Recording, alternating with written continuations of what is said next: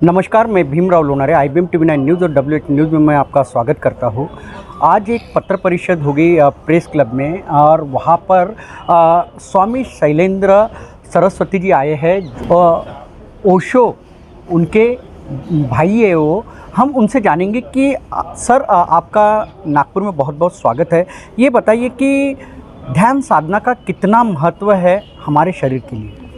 शरीर के लिए नहीं, हमारी आत्मा के लिए महत्व है, हमारे मन के लिए महत्व है। शरीर के लिए तो चिकित्सा प्रणाली होती है, मैं स्वयं एक डॉक्टर भी हूँ।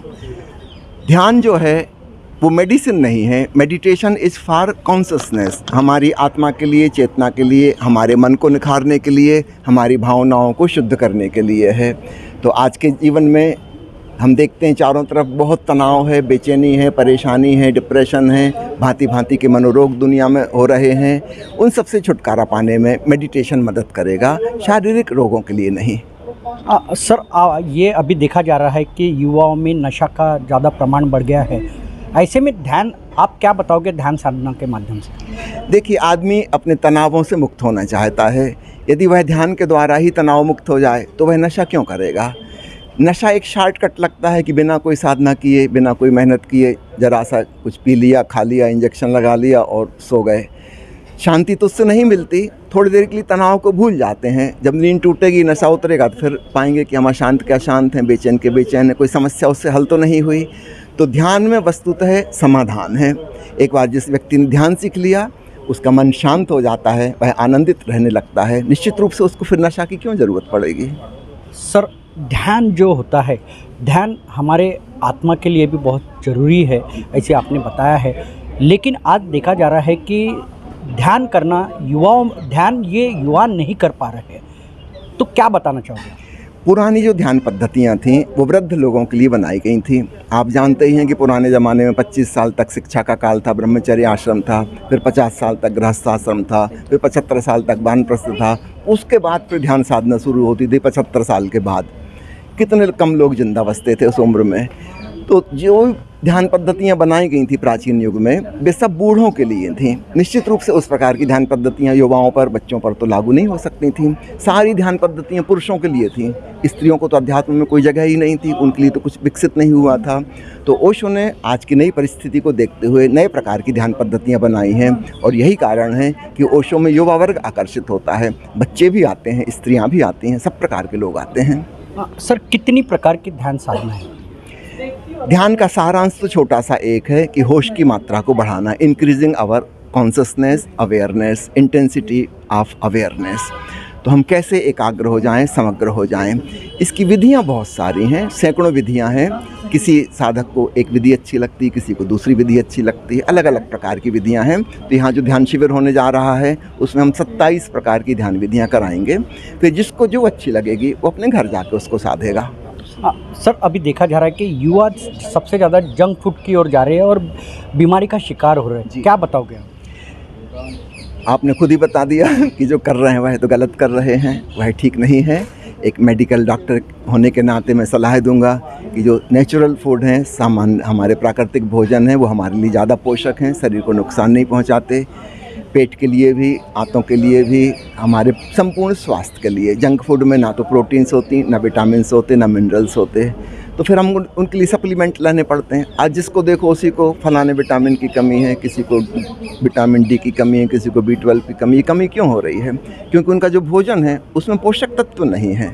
तले हुए खाने हैं, चटपटे लगते हैं, स्वाद में तो अच्छे लगते हैं, पर पेट में जाके फिर एसिडिटी पैदा करेंगे, पेप्टिक अल्सर पैदा करेंगे।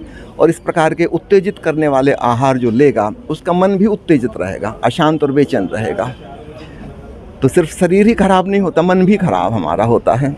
सर ओशो ये जो थे वो तथागत भगवान गौतम बुद्ध के फॉलोअर्स थे और उनके तत्वों पे चलते थे, क्या कहोगे? ओशो ने भगवान बुद्ध के ऊपर एक बहुत लंबी प्रवचन माला दी है, लगभग 125 प्रवचन दिए हैं हिंदी में। एस धम्मो सनातनो उसका नाम है। वह 12 वॉल्यूम में किताब प्रकाशित हुई है। इसी प्रकार अंग्रेजी में फिर से दोबारा बोले वो। ओशो ऐसा बहुत कम किए हैं कि किसी पे हिंदी में भी बोले हों और अंग्रेजी में भी बोले हों। भगवान बुद्ध का जो धर्म ग्रंथ धम्मपद, उस पर करीब 125 प्रवचन उन्होंने अंग्रेजी में दिए। उस किताब का शीर्षक है Dhammapada, the way of the Buddha. इसके अलावा और भी अनेक बौद्ध ग्रंथों पर, और जापान के जैन फ़कीर जो कि बुद्ध धर्म की ही एक शाखा हैं, उस पर ओशो ने सालों तक लंबी प्रवचन मालाएँ दी। तो अगर हम देखें कि ध्यान की सबसे ज़्यादा विधियों की सराहना ओशो ने जो की है, वो भगवान बुद्ध की ही सराहना की है। सर, एक ओशो की एक किताब बहुत, यानी उनके विचार भी वो थे, एक किताब भी थी उनकी, समभोग से समाधि की ओर। एक्चुअल क्या है वो? आप स्वयं पढ़ लेंगे तो समझ जाएंगे। उसका भावार्थ बिल्कुल यही है कि हम जहाँ जी रहे हैं वो संभोग के तल पर, शरीर के तल पर, सेक्स के तल पर जी रहे हैं। जैसा कि अन्य पशु जी रहे हैं वैसे ही मनुष्य भी है, एक प्राकृतिक भावना उसको मिली हुई है। लेकिन यहाँ से हम उठ के हम समाधि तक जा सकते हैं।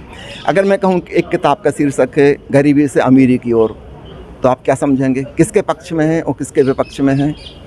अमीरी के पक्ष में है, गरीबी के विरोध में, गरीबी से दूर हटना है। अगर हम कहें अनपढ़ जीवन से शिक्षित जीवन की तरफ, इसका क्या मतलब हुआ? हम शिक्षा के पक्ष में हैं, है ना। हम कहें बीमारी से स्वास्थ्य की ओर, इसका मतलब हम बीमारी के अगेंस्ट हैं और स्वास्थ्य के पक्ष में हैं। ठीक ऐसा ही अर्थ संभोग से समाधि की ओर, हम जिस तल पर जी रहे हैं जानवरों जैसा, वहाँ से हमें हटना है और समाधि की ओर बढ़ना है।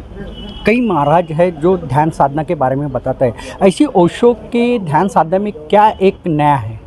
ओशो की ध्यान साधना, पहली चीज़ तो बहुत फास्ट स्पीड वाली टेक्निक है, जिसमें हम घंटा भर भी अगर मेहनत करें तो हम उसका परिणाम पा लेंगे। यह बात पुरानी ध्यान पद्धतियों में नहीं थी।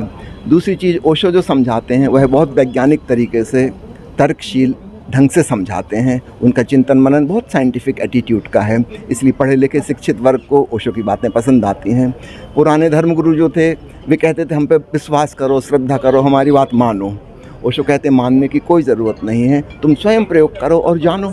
ओशो का ज्ञान युवा और लोगों तक के पहुंचना चाहिए, वो नहीं पहुंच पा रहा है, क्या बताओगे? ऐसी बात नहीं है। आज दुनिया में सबसे ज़्यादा यूट्यूब पर जिस दार्शनिक को देखा जाता है वह ओशो ही है। नहीं, जिस प्रकार से पहुंचना चाहिए हम अपनी तरफ से पूरी कोशिश कर रहे हैं। हमने ओशो का सारा साहित्य, हिंदी का, अंग्रेजी का और ट्रांसलेटेड साहित्य भी, सब कुछ यूट्यूब पर, वेबसाइट पर और अलग अलग साइट्स पर फ्री ऑफ चार्ज अवेलेबल करा दिया। कोई भी ऑडियो आप डाउनलोड कर सकते हैं, सुन सकते हैं। उनके कोई 6500 प्रवचन हैं, वीडियो हैं उनके, तो सब चीज़ें फ्री ऑफ चार्ज उपलब्ध हो गई हैं। विशेषकर ये डिजिटल टेक्नोलॉजी के बाद कोई भी किताब आप चाहें मैं आपको व्हाट्सएप पे भेज दूंगा लिंक, आप उस किताब को डाउनलोड कर लीजिए, पढ़ लीजिए। सर, आपका जो ध्यान साधना केंद्र है कहाँ पे, ये बताइए। हमारा सबसे बड़ा केंद्र बन रहा है सोनीपत जिला में, अभी निर्माणाधीन है। उम्मीद है कि 3 महीने के भीतर पूरा आश्रम बन जाएगा। तो ओशो फ्रेग्रेंस का वह मुख्य आलय होगा। उस गांव का नाम है मुर्शिदपुर, कमासपुर, सोनीपत जिला में है वह।